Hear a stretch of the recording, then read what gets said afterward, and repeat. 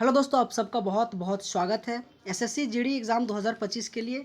मेरे साथीगण, आज 4 फरवरी के पहले शिफ्ट के जितने भी दोस्तों क्वेश्चन पूछा गया था, आइए इस क्लास में चर्चा करते हैं। और जीडी वालों जिनका एग्ज़ाम है दोस्तों, आपके लिए बहुत इंपॉर्टेंट ये क्लास है और अपने आप का लेवल दोस्तों चेक कर लीजिए। तो टाइम को वेस्ट ना करते हुए दोस्तों पहला क्वेश्चन देखते हैं कि क्या क्या आपके एग्ज़ाम में पूछा गया था।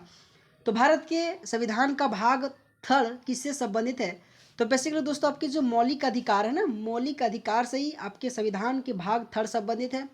अगर साथीगण मैं बात करूं कि मौलिक अधिकार जो कि आर्टिकल 12 से 35 के बारे में वर्णन किया गया है दोस्तों, आपके एसएससी जीडी में ये भी क्वेश्चन पूछा जाता है कि मौलिक अधिकार किस देश के संविधान से लाया गया था।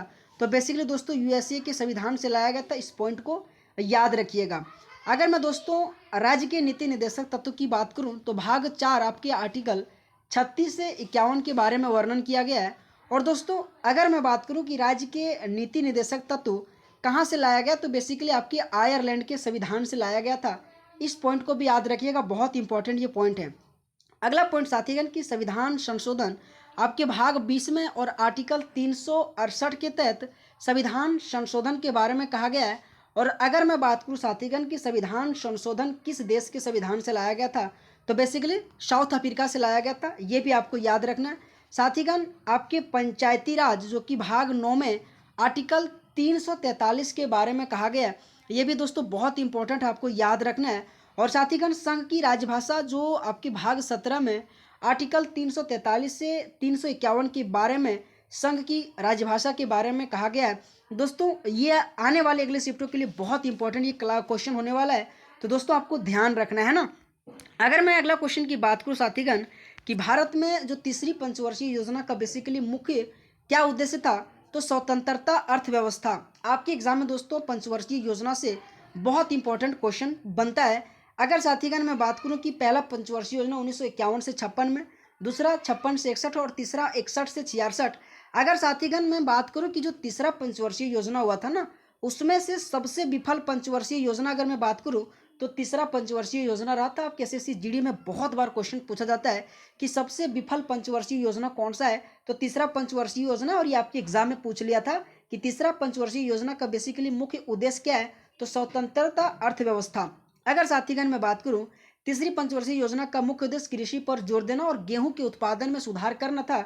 यह 61 से लेकर 66 की अवधि के लिए बनाया गया था। आपको याद रखना दोस्तों, हमेशा आपके एग्जाम में 12वीं पंचवर्षीय योजना से क्वेश्चन पूछा जाता है कि 12वीं पंचवर्षीय योजना का कार्यकाल बेसिकली आपके 2012 से लेकर बेसिकली 17 तक था, लेकिन 15 में ही खत्म करके नीति आयोग का गठन किया गया था।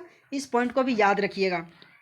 साथीगण अगर मैं अगला क्वेश्चन की बात करूं कि जनगणना 2011 के अनुसार भारत में लिंगानुपात कितना है, तो दोस्तों 1000 पुरुष पर 943 महिलाएं। दोस्तों आपको याद रखना है, सेंसस बहुत इंपॉर्टेंट दोस्तों आपके एग्जाम में रोल अदा करता है। अगर मैं बात करूं दोस्तों लिंगानुपात का मतलब होता है किसी जनसंख्या में पुरुषों की संख्या और महिलाओं की संख्या का अनुपात। 2011 के मुताबिक भारत का लिंगानुपात जो कि 943 जो कि थी। साथीगण अगर मैं बात करूं दोस्तों सेंसस 2011 से हमेशा दोस्तों दो क्वेश्चन पूछा जाता है। अगर मैं साक्षरता की मैं बात करूं तो सबसे अधिक केरला और सबसे कम बिहार। अगर मैं दोस्तों यूटी की बात करूं तो आपको लक्षद्वीप, ये 3 पॉइंट याद रखना है। अगर साथीगण मैं जनसंख्या की बात करूं, अगर जनगणना 2011 की मैं बात करूं साक्षरता तो मैंने बता दिया। अगर मैं बात करूं साथीगण की लिंगानुपात, तो बेसिकली बहुत इंपॉर्टेंट बनता है और साथ ही दोस्तों आपके एग्जाम में हमेशा इंपॉर्टेंट बनता है।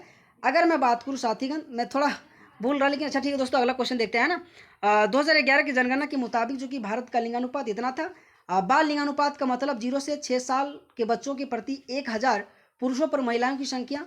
और 2011 जनगणना के मुताबिक अरुणाचल प्रदेश में सबसे ज़्यादा बाल लिंगानुपात था। इस पॉइंट को भी याद रखिएगा, आपके एग्जाम में हमेशा इंपॉर्टेंट क्वेश्चन बनता है ना। अगर साथीगण मैं अगला क्वेश्चन की बात करूं कि जो Guru M K. Saroj has been conferred basically Padmashri. अगर मैं बात करूं दोस्तों एम.के. जो सरोज है ना, बेसिकली आपके भरतनाट्यम से संबंधित है। साथीगण अगर मैं बात करूं आपके एग्जाम के लिए बहुत इंपॉर्टेंट बनता है, हमेशा भरतनाट्यम से क्वेश्चन पूछा जाता है जो आपकी बेसिकली तमिलनाडु से संबंधित है। अगर मैं कहूं कि भरतनाट्यम का पुराना नाम कौन सा है, तो सदीर बहुत इंपॉर्टेंट है, ये आपके एग्जाम में क्वेश्चन पूछा जाता है। अगर मैं बात करूं भरतनाट्यम से और बड़े बड़े कलाकार तो रुक्मणी देव, अरुंडेल और साथीगण सोनल मानसिंह, ये भी आपके एग्जाम में बहुत इंपॉर्टेंट बनता है। तो बेसिकली इस क्वेश्चन को याद रखिएगा।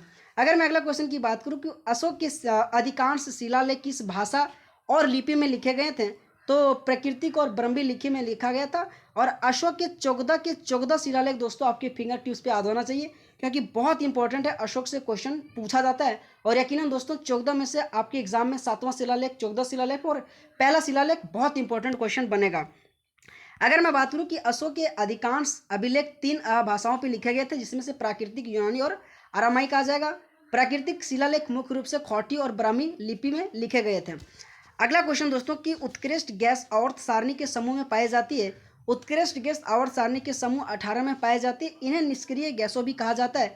उत्कृष्ट गैसों के कुछ उदाहरण है, जैसे हीलियम आ जाएगा, नियोन आ जाएगा, आर्गन, क्रिप्टन और जनन। आपको ये पॉइंट याद रखिएगा, कभी कभी 4 ऑप्शन देके दोस्तों एक बोल देता है कि इसमें से कौन सा नहीं, तो दोस्तों आपको याद रखना helium, neon, argon, corruption, xenon आपकी एग्जाम के लिए बहुत इंपॉर्टेंट है। और साथ ही अगर आप सबको अगर क्लास अच्छा लगे ना, तो प्लीज़ दोस्तों इस वीडियो को लाइक जरूर करना और हो सके तो चैनल को जरूर सब्सक्राइब करना दोस्तों, है ना।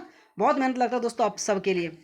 अगला क्वेश्चन दोस्तों कि एटीएम यानी कि ऑटोमेटेड टेलर मशीन बेसिकली कौन से क्षेत्र के अंतर्गत आता है, तो तृतीय क्षेत्र के अंतर्गत में आता है। आपके एग्जाम में प्रथम क्षेत्र, द्वितीय क्षेत्र और तृतीय क्षेत्र से क्वेश्चन पूछा जाता है। अगर साथीगण मैं बात करूँ कि प्राथमिक क्षेत्र जैसे कि कृषि, वानिकी, मछली पकड़ना और खनन जैसे प्रकृति से कच्चे माल की जो निकासी होता है ना, बेसिकली आपके प्राथमिक क्षेत्र के अंतर्गत आता है। आपको पॉइंट याद रखना है। द्वितीय क्षेत्र के अंतर्गत आता है कि कच्चे माल के प्रसंस्करण के तैयार माल जैसे निर्माण की ऊर्जा के रूप में जो किया जाता है, बेसिकली द्वितीय क्षेत्र के अंदर में आता है। और साथ ही अगर मैं बात करूँ कि तृतीय क्षेत्र जैसे कि परिवहन, संचार, शिक्षा, स्वास्थ्य सेवाएं जैसी जितने भी प्रावधान है, ये सारे के सारे दोस्तों आपके तृतीय क्षेत्र के अंतर्गत आता है। आपके दोस्तों एक एग्जाम में पूछा गया था कि तृतीय क्षेत्र में सबसे ज़्यादा जीडीपी किस क्षेत्र में आता है, तो आपके तृतीय क्षेत्र में आता है। ये 3 पॉइंट आपके एग्जाम के लिए बहुत इंपॉर्टेंट है। इनसे संबंधित एग्जाम्पल भी आपके एग्जाम में पूछे जाने की अति संभावना है, तो साथ ही आपको याद रखना है। अगला क्वेश्चन दोस्तों कि पंडित शिव कुमार शर्मा किस वाद्य यंत्र से संबंधित है, तो संतूर वाद्य यंत्र से संबंधित आपके पंडित शिव कुमार शर्मा है। बहुत इंपॉर्टेंट दोस्तों, हमेशा आपके वाद्य यंत्र से क्वेश्चन पूछा जाता है। अगर मैं बात करूं दोस्तों कि मृदंग से कुछ इंपॉर्टेंट, तो जो कि मणि अय्यर दोस्तों आपके एग्जाम में बहुत इंपॉर्टेंट बनता है। TR मूर्ति और साथ ही गुरुवीर दोरस्वामी और कराईकुटी और आर दुष्मणि और दोस्तों बहुत इंपॉर्टेंट नाम है, आपको याद रखना है। जिसमें से कृष्ण कुटी जो नायर है ना, ये भी आपकी मृदंग से बहुत बड़े नाम है। सितार से मैं बात करूँ दोस्तों, तो पंडित रविशंकर, मुश्ताक अली खान, विलायत खान, उमा शंकर मिश्रा, निखिल बनर्जी और हरशंकर भट्टाचार्य, बुद्धादित्य मुखर्जी और अब्दुल हलीम जफर खान, ये सारे के सारे दोस्तों आपके सितार से संबंधित है। दोस्तों पंडित रविशंकर से आपके एग्जाम में क्वेश्चन पूछा जाता है कि इन्हें 1999 में भारत रत्न से नवाजा गया था। इस पॉइंट को भी याद रखिएगा, आपके एसएससी जीडी में ये कई बार का क्वेश्चन पूछा जाता है। और इन्हीं की बेटी पंडित रविशंकर की बेटी दोस्तों आपकी अनुष्का शंकर, ये भी बेसिकली सितार वादक से संबंधित है। कई बार दोस्तों इसका क्वेश्चन आपके एसएससी जीडी में पूछा गया था। सरोद से अमजद अली खान, अली अकबर खान और राजीव तारनाथ, ये भी दोस्तों आपके सरोद से आपके बहुत इंपॉर्टेंट है, आपको याद रखना है। हमेशा आपके वाद्य यंत्र से क्वेश्चन आपके एसएससी जीडी में पूछा जाता है। अगला क्वेश्चन दोस्तों कि कमल का पर्यायवाची निम्न में से कौन सा है, तो पंकज और पद्म, सरोज और जलज और नीरज, अरविंद और नलिन और उत्पल और पुंडकीक और तमाश, ये आपको याद रखना दोस्तों। आपके एग्जाम में इसमें से ऑप्शन देके क्वेश्चन पूछा जा सकता है। खेद होना मुहावरे का बेसिकली क्या अर्थ होता है, तो किसी अपराध या त्रुटि के लिए दुखी होना या पछताना, बेसिकली खेद होना इनका मुहावरा है। और आपके एग्जाम में एसएससी जीडी में क्वेश्चन पूछा गया था। साथ ही अगला क्वेश्चन है कि टिप्पणी किस राज्य का एक प्रकार से लोक नृत्य है, तो बेसिकली गुजरात से लास्या, पनिहारी दोस्तों और भवई और बेसिकली टिप्पणी, ये सारे के सारे दोस्तों लोक नृत्य आपके गुजरात के लिए बहुत इंपॉर्टेंट बनता है, तो आपको याद रखना है। अगला साथीगण कि भारतीय संविधान के अनुसार सरकार के कितने अंग होते हैं, तो बेसिकली 3 अंग होते हैं। जिसमें से अगर मैं बात करूं तो विधायिकी, कार्यपालिका और न्यायपालिका, ये तीनों पॉइंट याद रखना है। आपके एग्जाम में 4 ऑप्शन देके एक उसमें से हटा दिया जाएगा और उसमें से कहेगा कि कौन सा नहीं है, तो आपको याद रखना है कि भारतीय संविधान के अनुसार 3 अंग होता है, जिसमें से विधायिका, कार्यपालिका और न्यायपालिका होता है।